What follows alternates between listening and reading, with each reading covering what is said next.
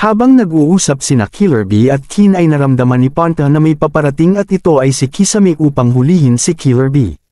Tinanong ni Tsuchikage kay Mifune kung sino na ang mamumuno ng Allied Shinobi Force kaya sumagot si Mifune na si Raikage na ang mamumuno dahil buhay pa ang Eight Tails at magaling itong bumuo ng kasunduan kanina at mabilis siyang nakabuo ng counter strategy at si Raikage lamang ang kayang kontrolin ang Eight Tails na susi sa laban na ito kaya sumang-ayon ang Mizukage at Kazekage at pumayag na ang Raikage na siya na ang mamumuno at makikiko-operate na rin ang Tsuchikage dahil siya lamang ang may impormasyon tungkol kay Madara dati. Sinabi ni Sakura kay Naruto na mahal niya ito at wala na siyang pake kay Sasuke kaya pinapahayaan na ni Sakura ang pangako ni Naruto sa kanya at tigilan na ang paghahabol kay Sasuke.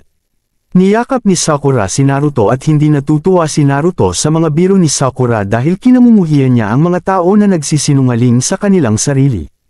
Hindi maunawaan ni Naruto na pumunta si Sakura doon upang sabihin lamang iyon at nainis si Sakura dahil lagi na lamang na iniisip ni Naruto ay si Sasuke at gusto ni Sakura na huwag ilagay ni Naruto ang sarili niya sa panganib dahil lamang sa paghabol kay Sasuke kaya pinapabalik na niya si Naruto sa Konoha kaya naruroon siya.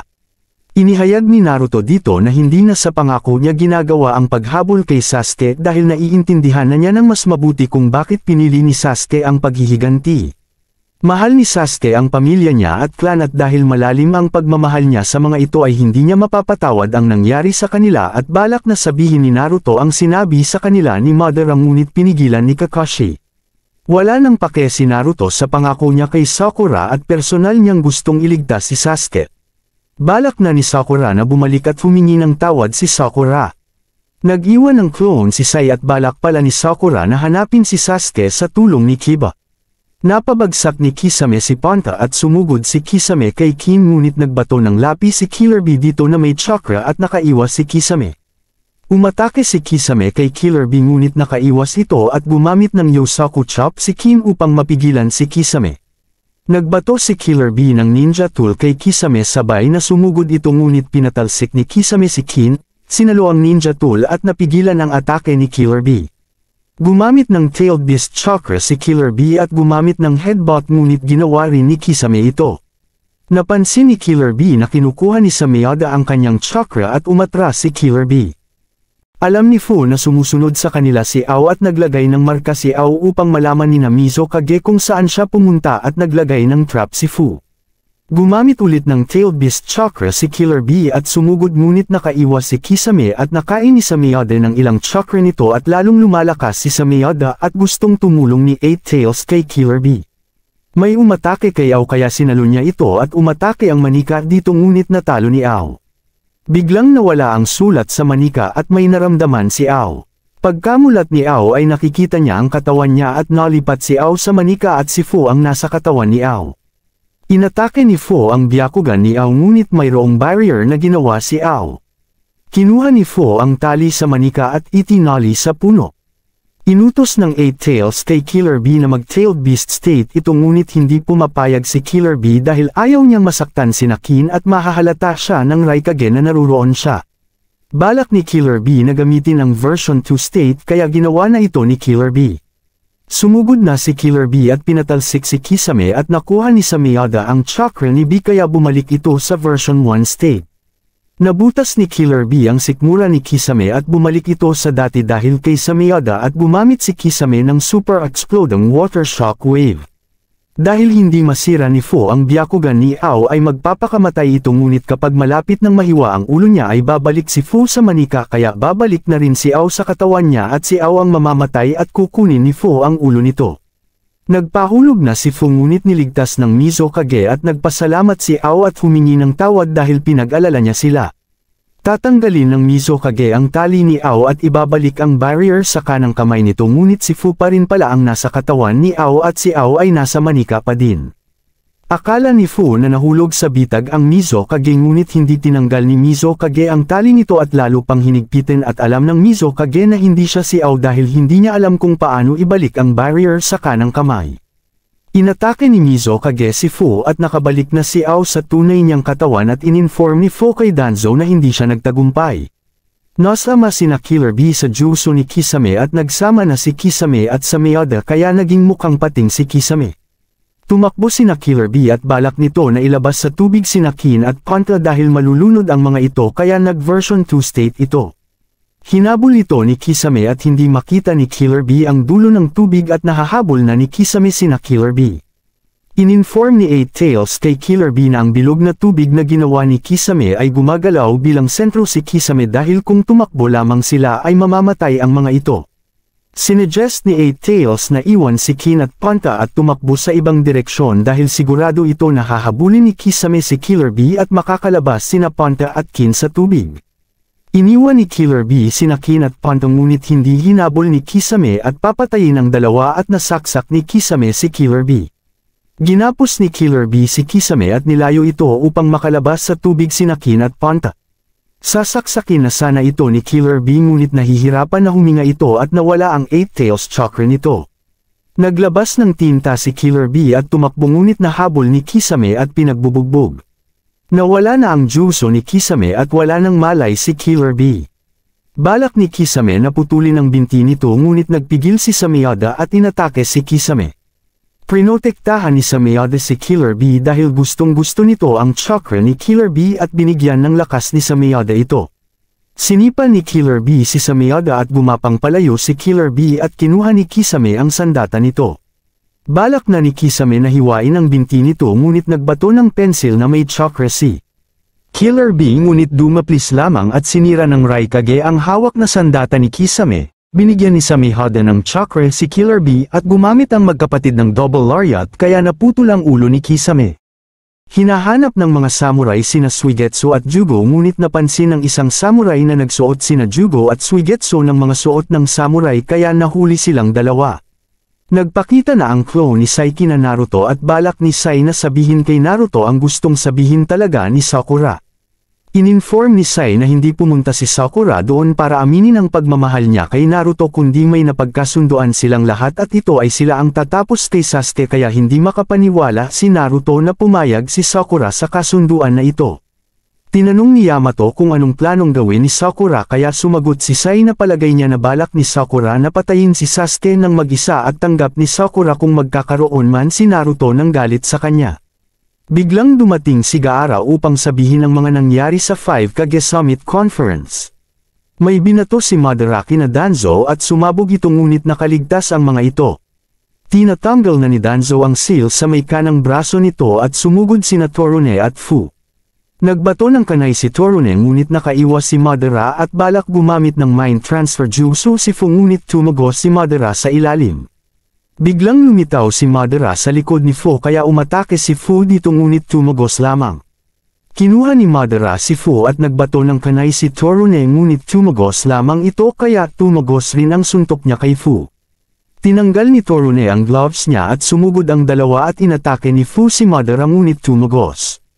Susuntokin ni Madara si Fu kaya susuntokin rin ni Torune si Madara ngunit nagkunwari lamang ito kaya tumagos si Torune at ang nasuntok ay si Fu kaya nagkaroon ng mga insekto sa braso si Fu ngunit kinuha rin naman agad ito ni Torune.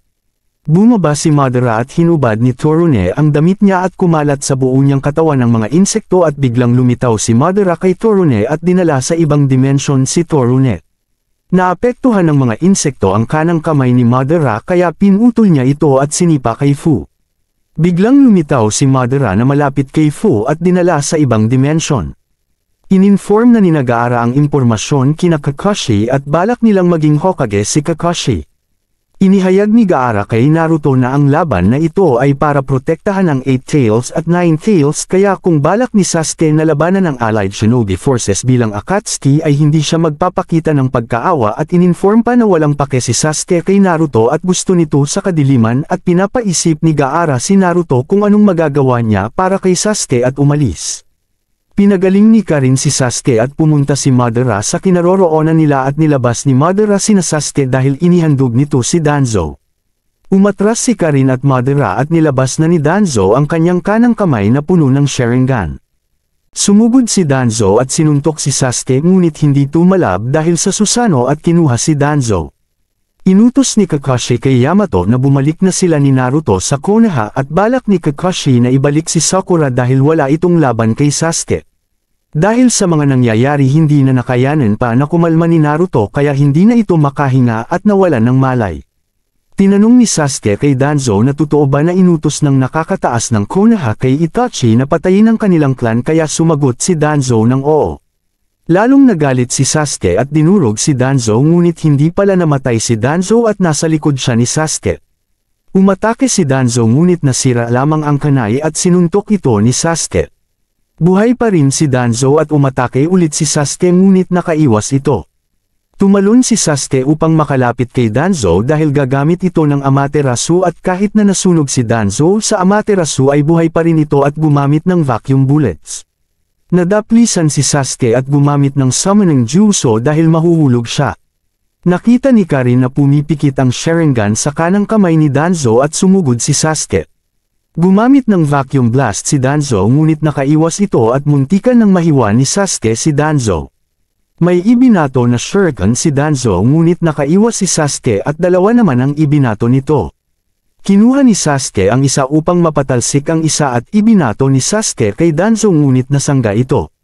May babagsak na bato kay Danzo kaya umiwas ito at nasa harapan na niya si Sasuke at nasakal ni Danzo si Sasuke. Nasa lawin pala ang shuriken at ibinato ito kay Danzo kaya naputol ang kanang kamay nito at hiniwa ni Sasuke. Nakita ulit ni Karin na may pumikit na Sharingan at nawala ang braso ni Danzo dahil buhay pa ito. Nag-genjutsu si Sasuke at lumitaw si Itachi sa likod ni Danzo. Gumamit ng Amaterasu si Itachi at umatake sa likod si Sasuke ngunit hindi siya makagalaw dahil may curse mark na nilagay si Danzo kay Sasuke. Sumugod si Karin upang tulungan si Sasuke ngunit sinipa lamang ni Danzo. Kinuha ni Danzo ang sandata ni Sasuke at balak na patayin si Sasuke ngunit nasaktan si Danzo dahil nagsusano si Sasuke. Nag-iba ang itsura ng susano ni Sasuke at nakatakas sa curse mark ni Danzo. Umatake si Sasuke kay Danzo at ginamit ni Danzo ang cell ni Hashirama sa kanyang kanang kamay upang makaligtas siya. Umatake na ulit si Sasuke ngunit nakaiwas si Danzo at pumikit na naman ang isang Sharingan na nasa kanang kamay ni Danzo. Napagtanto ni Madara na ang ginagamit na jutsu ni Danzo ay ang Izanagi. Inihayag ni Madara na ang Izanagi na kung saan sa maikling sandali ng oras, anumang bagay na hindi ka nais-nais sa gumagamit ng jutsu, tulad ng pinsala o kamatayan ay maaaring isulat bilang isang panaginip at anumang bagay na kapakipakinabang tulad ng mga pag-atake ng gumagamit ay pinananatiling bahagi ng katotohanan at mayroong abilidad na kontrolin ang space sa pagitan ng pantasya at realidad at ito ay ang ultimate genjutsu na ginamit sa sarili at ang mata na ginamit ang Izanagi ay mawawalan ng paningin at hindi na magbubukas pa ngunit ang numero na mayroong mata si Danzo ay gusto nito na palawakin ang kanyang oras kahit anong mangyari kaya tinanggap niya na maging test subject ni Orochimaru. Gumamit ng summoning jutsu si Danzo at hinihigop ni Bakugo si Sasuke. Pumunta si Danzo sa likod ni Sasuke at gumamit ng vacuum blast barrage kaya napahina ang likod ng Susanoo at lumalapit na si Danzo dito. Gumamit ng fireball jutsu si Sasuke kay Bakugo kaya nainitan ang bunganga nito at sinuntok ni Sasuke si Danzo. Nawala na si Bakugo at nawawala na rin ang Susanoo ni Sasuke. Binilang ni Karin kung gaano katagal magsasara ang mata ni Danzo sa kanang kamay at ito ay may 1 minuto at kapag nagsara ito ay humihina ang chakra ni Danzo. Napagtanto ni Karin na ang kanang kamay ni Danzo ang nagpapakita kung ilang oras na lamang niya magagamit ang Izanagi at 4 na lamang ang natitira na mata nito kaya 4 na minuto na lamang ang jutsu nito. Kapag ang jutsu ni Danzo ay active, ang mga atake ni Sasuke ay hindi epektibo habang ang mga atake ni Danzo ay matagumpay at balak ni Danzo na talunin si Sasuke habang active pa ang jutsu nito. Balak na sabihin ni Karin ang jutsu ni Danzo ngunit alam ni Sasuke kung paano nagagamit ang Izanagi at sumugod na ito ngunit pinatigil ni Danzo at sumuntok si Sasuke. Pumikit na ang isang Sharingan ni Danzo at umatake sa likod si Danzo kaya nagbato ng shuriken si Sasuke. Natamaan si Danzo ngunit ginamit niya ang Izanagi kaya 2 na lamang ang natitirang mata nito. Nasa likod ulit si Danzo kaya tumalon si Sasuke at sabay na umatake ang 2 dahil parehas na silang may sandata at nagsaksakan. Akala ni Danzo na nanalo siya at bigla siyang naapektuhan ng atake ni Sasuke kaya nagtataka ito kung bakit hindi na-activate ang Izanagi. Nagenjutsu pala ni Sasuke si Danzo at nilinlang dahil akala ni Danzo na may isa pa siyang mata para magamit ang Izanagi ngunit wala na talaga. Nanghihina na si Danzo pati na si Sasuke kaya nagpakagat si Karin upang gumaling ito. Lumalabas na ang cell ni Hashirama sa katawan ni Danzo kaya tinanggal ni Danzo ang sarili niya doon at wala ng chakra si Danzo upang makontrol ang kapangyarihan ni Hashirama. Balak na gamitin ni Danzo ang mata ni Shisui at gumamit ng Chidori si Sasuke ngunit tumakbo si Danzo kay Karin upang gawin na hostage dahil kay mother niya gagamitin ang mata ni Shisui. Akala ni Karin at Danzo na tutulungan ni Sasuke ito ngunit hindi pala at sinaksak ang dalawa dahil wala nang pake si Sasuke kay Karin at nawalan na ng malay si Karin. Tumakbo si Danzo at hinabol ito ni Sasuke at pumunta si Madara sa harap ni Danzo at kukunin ni Madara ang mata ni Shisui. Gagamit si Danzo ng reverse tetagram siling Juso kaya pinapalayo ni Madara si Sasuke kay Danzo at balak ni Danzo na magpakamatay kasama sina Madara at Sasuke at sumabog ito. Nakita na ni Kiba si Sasuke at pinapatigil ni Sakura ang lahat. Tinanong ni Sakura kay Kiba kung anong eksaktong lokasyon ni Sasuke kaya sumagot si Kiba na nasa hilaga nila na may 1 kilometro ang layo. Balak na patulugin ni Sakura sina Kiba ngunit pinigilan ni Sai dahil alam ni Sai na gagawin ito ni Sakura at binabalak na si Sakura lamang ang pumunta kay Sasuke. Gusto ni Nali na sumama dahil pinangako nila ito na gagawin ng sama-sama ngunit hindi pumayag si Sai na pumunta sila kay Sasuke dahil wala silang laban dito at ipinangako rin ni Sai kay Kakashi ito. Pinapatabi ni Sakura si Sai ngunit hindi pumapayag ito at nagpalabas ng mga ahas. Umatake si Kiba ngunit nagapos ni Sai ito at umatake naman si Lee at nakita ni Sai na binato ni Sakura ang pampatulog kaya nakatulog sila bukod kay Sakura. Ininform ng clone ni Sai kay Kakashi na napatulog sila ni Sakura kaya pinamamadali niya si Kakashi. Naligtas sina Madara at Sasuke sa pagsabog at kinuha ni Madara si Danzo upang kunin ang mata ni Shisui. Inutos ni Madara na kung hindi na kailangan ni Sasuke si Karin ay patayin na niya ito at umalis. Lumapit si Sasuke kay Karin at balak na patayin ito nang biglang dumating si Sakura. Tinanong ni Sasuke kay Sakura kung anong ginagawa niya doon kaya sumagot si Sakura na sasama siya kay Sasuke at aalis siya sa Konoha. Nagkunwaring nagpapahinga si Naruto at tumakas na pala si Naruto na hindi nalalaman ni Yamato at balak nito na sumunod kina Kakashi. Nakita na ni Kakashi sina Sai at ginising si Kiba upang alamin kung nasaan pumunta si Sakura kaya sinabi ito ni Kiba ngunit natulog ulit ito. Tinabi muna ni Kakashi sa daan ng 4 at lumapit si Sakura kay Sasuke. Tinanong ni Sasuke kung anong mapapala niya kung sumama si Sakura kaya sumagot si Sakura na gagawin niya ang lahat ng gusto ni Sasuke na gawin.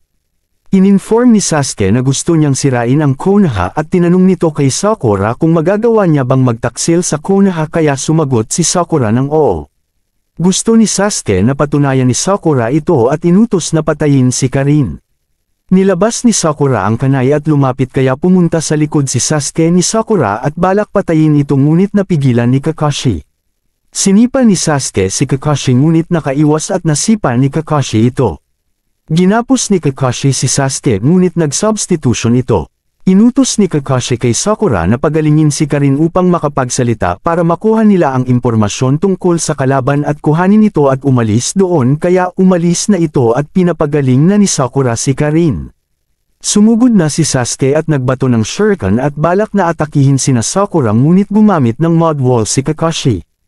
Umatake gamit ang Chidori si Sasuke ngunit nakaiwas si Kakashi at bumaba sa tulay. Ginamit ni Sasuke ang Susanoo at inatake si Kakashi ngunit pinawala ito ni Kakashi gamit ang Mangekyo Sharingan. Pinalakas pa ni Sasuke ang kanyang Susanoo ngunit nanghina ito at nawalan na ng paningin. Napagaling na ni Sakura si Karin at pumunta si Sakura sa likod ni Sasuke ngunit kinipigilan ni Kakashi. Hindi magawa ni Sakura na patayin si Sasuke kaya sinakal ni Sasuke ito at kinuha ang kanay kay Sakura at inatake ito ngunit biglang dumating si Naruto at niligtas si Sakura. Sinuntok ni Kakashi si Sasuke ngunit nakaiwas ito at nagbato ng kanay si Sasuke ngunit nakaiwas si Kakashi. Pantay ang laban ng dalawa at hinahabol ni Kakashi si Sasuke at nakababa na ang mga ito sa tulay. Ininform ni Naruto kay Sasuke na nalaman na niya ang katotohanan tungkol kay Itachi ngunit hindi niya sigurado kung totoo ito o hindi kaya hindi na ito mahalaga at ang ginagawa ni Sasuke ay naiintindihan niya ngunit walang pake si Sasuke. Ipinangako ni Naruto kay Sasuke na ililigtas niya ito sa paghihiganti ngunit hindi ito kailangan ni Sasuke dahil nagawa na niya ang paghihiganti niya na isa sa mga kalaban ni Itachi at ito ay si Danzo at papatayin niya silang lahat ng mga tao sa Konoha upang tunay niyang maibalik ang Uchiha clan. Gumamit ng clone si Naruto ngunit pinigilan ni Kakashi dahil siya dapat ang tumapos nito kaya pinapaalis na niya ang dalawa. Parehas na gumamit ng Chidori ang dalawang ngunit pinigilan ni Naruto si Kakashi at sumugod gamit ang Rasengan kaya sumugod na rin si Sasuke. Parehas silang dalawa na tumalsik sa atake nila at tinulungan ni Kakashi si Naruto at si Zetsu naman kay Sasuke. Malinaw na kay Naruto ang lahat at biglang dumating si Madara. Balak ni Zetsu na kalabanin sina Naruto ngunit pinigilan ni Madara dahil si Sasuke ang kukuha ng Nine Tails. Lumapit si Naruto kay Sasuke at inihayag ni Naruto dito na kung naglaban sila ay parehas silang mamamatay. Kapag kinalaban ni Sasuke ang Konoha ay makakalaban niya si Naruto at sa oras na iyon ay ibato niya ang lahat ng puot ni Sasuke sa kanya dahil siya lamang ang kayang sumalo ng puot nito kaya titiisin niya ito at mamamatay kasama siya. Naiinis si Sasuke dahil bakit laging nakatutok si Naruto sa kanya kaya sumagot si Naruto na dahil kaibigan niya ito. Para maintindihan ni Naruto ang lahat ay kailangan nilang maglaban at kapag nagkaintindihan na silang dalawa ay ang puot ay mawawala at hindi pa siya sumusuko at ibabalik niya si Sasuke sa Konoha. Kung mamatay man silang dalawa ay hindi na magiging Uchiha pa si Sasuke at pati hindi na magiging Nine Tails si Naruto at magiging malaya sila at magkakaintindihan sa susunod na mundo. Ininform ni Sasuke na wala siyang balak na magbago at wala siyang interest na maintindihan si Naruto at wala siyang plano na mamatay dahil si Naruto lamang ang mamamatay ngunit sumagot si Naruto kapag namatay siya ay parehas silang mamamatay kaya napagdesisyonan na ni Naruto na kalabanin si Sasuke. Balak ni Kakashi na tapusin si Madara at ginamit ang Kamui ngunit pinigilan ito ni Madara dahil hindi gagana sa kanya ang ganoong jutsu at umalis na sila.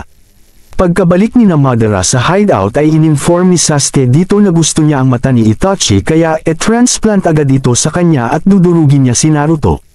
Nagkaroon ng poison si Naruto dahil nagkasugat ito sa ginamit ni Sakura na kunai upang patayin si Sasuke at babalik na sila sa Konoha kasama si Karin.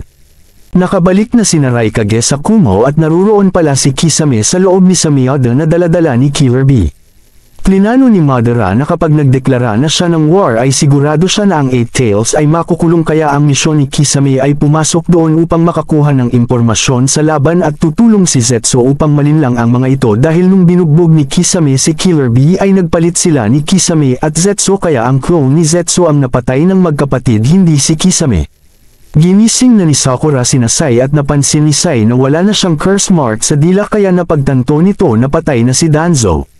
Habang pabalik sina Naruto ay biglang dumating ang mga anbo ng Foundation at tinanong kay Sai kung nasaan si Danzo kaya ininform ni Sai na patay na si Danzo at gusto ni Sai na pag-usapan nila ang magiging hinaharap ng Foundation kasama ang kanilang bagong Hokage na si Kakashi at bumalik na ang mga ito.